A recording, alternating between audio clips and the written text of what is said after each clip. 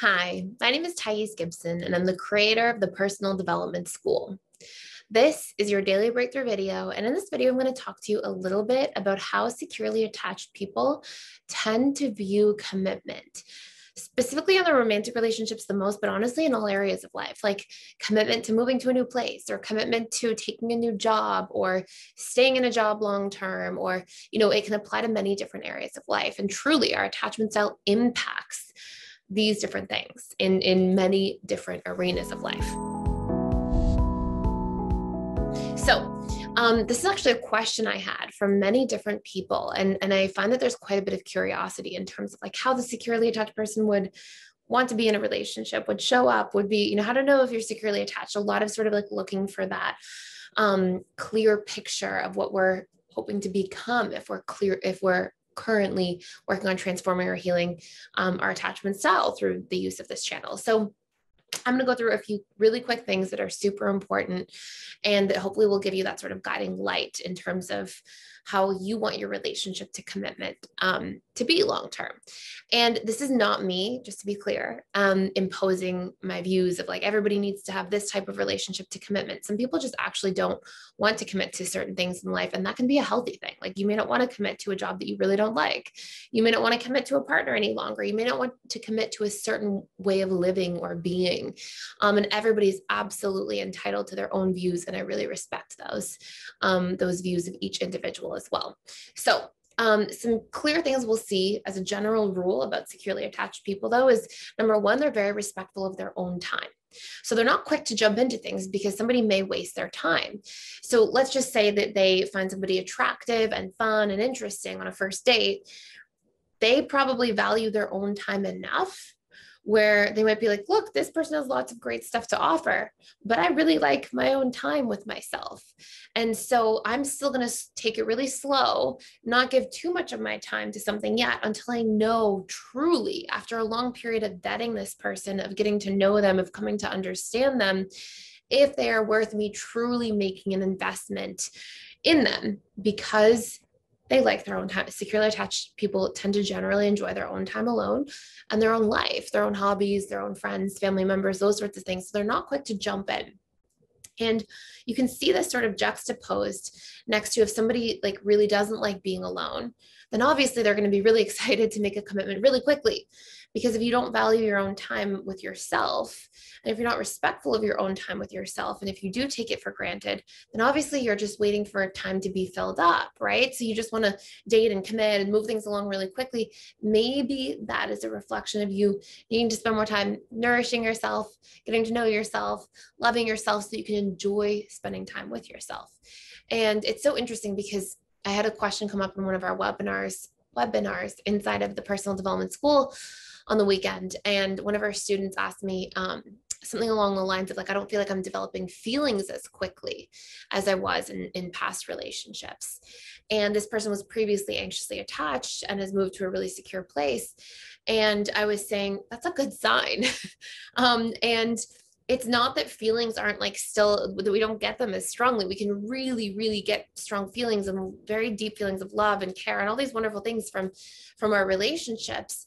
But it's not in that like your attachment style being activated way, that like triggering infatuation that's so intense that can actually be a little bit destabilizing to your life, and that can like make you sort of become obsessive about a person or a situation. It's like a very healthy, I love myself, I feel whole, I really am interested in this person, I'm going to keep seeing where it goes, and over time I'll reach a conclusion once I've vetted somebody enough and assessed where they're at, and if our needs are aligned, if our values are aligned, if our future is sort of aligned, if we both meet each other's needs, if we're healthy together, then I'm willing to, really take this more seriously and spend a lot of time with that person too.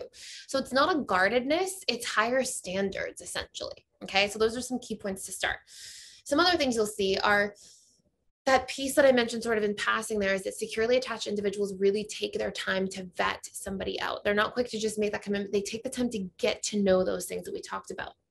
And within that, they tend to be very clear on their priorities and needs. So they'll know what they want from a relationship. And this may not be like a super conscious process, where it might be for somebody who's become secure after doing inner work and like really knows themselves and can really put like conscious words to things. But subconscious or securely attached people tend to have a healthier subconscious mind. And so they'll really feel when something meets a need and doesn't. They'll be really attuned to themselves within that because they had a lot of that attunement growing up that created that healthy, secure subconscious comfort zone. So what we'll see is a securely attached person tends to sort of grow up and be clear, oh, this person's always taking me on the emotional roller coaster. That doesn't feel good for me. I'm not interested in continuing to pursue this dynamic. Oh, this person isn't showing up to be present with me the way I'm present with them. They're not willing to match my investment and the degree of care I'm putting into a relationship. Okay, that doesn't feel good for me right now. Okay, this person over here, they're not respecting my boundaries and they're trying to push things along too fast. That doesn't feel good for me. So there's, you'll see these, like, they're really in tune with their priorities and needs so that they're not making commitments and really deeply investing into things when they may not be aligned or a match. Now, here's a really important part of this, which brings me to sort of our next piece, is that securely attached people, they will be willing to communicate about things and work through them before leaving. So let's just say, for example, that 4 dates in, the securely attached person is being sort of pressured into making a serious commitment by an anxious, preoccupied individual. The securely attached person may feel into themselves and be like, this feels very soon for me. I don't have enough information and I'm not quite ready to do that. They won't necessarily take that information and be like, I don't feel good about this, and then bolt. They may feel, oh, I don't feel too good about this, and they'll communicate about it. They'll say very strongly and very clearly in a kind way, you know what, I am interested in you, but I'm definitely not ready to make a commitment on just after a couple of dates here. I really want to take my time to properly get to know you. I like where this is going so far, but I don't have enough information yet to really see what happens next. And so they have no problem like communicating their boundaries. They know what they're feeling. They'll support themselves in their feelings and stand behind them. And when they are ready to invest, because they've collected enough information, they will absolutely willingly do so. And you'll see that same principle or theme really extend out into the long-term parts of this. So you'll see a relationship sort of evolve. And if there's a problem in the relationship, or there's a rocky period in a relationship, maybe one partner loses a job, or there's a big change, or you're moving across the world, or whatever it might be, the securely attached person won't say, oh, there's 5 things that are going wrong right now, let me bolt. They'll stick up and try to work through those things and resolve them and communicate through arguments. They don't believe in brushing things under the rug. They really want to like stay in that commitment if they've made it too. It's not just like as they're getting to know somebody, they really will value that commitment and they will be willing to invest into a relationship. But they will not stay beyond the expiration date. So when they're trying and trying and trying, and the person's not able to help work through things with them or support them or show up in the same way, or their needs are constantly going unmet, despite them trying all these different things, they will not give up early, but they won't really stay too late either. And we'll often see if somebody's feeling like this just isn't working, they do have enough self-love and self-care and self-respect to be able to say, this isn't healthy for me, doesn't feel secure, it's time for me to move in a different direction. So that's sort of like the internal securely attached relationship to commitment.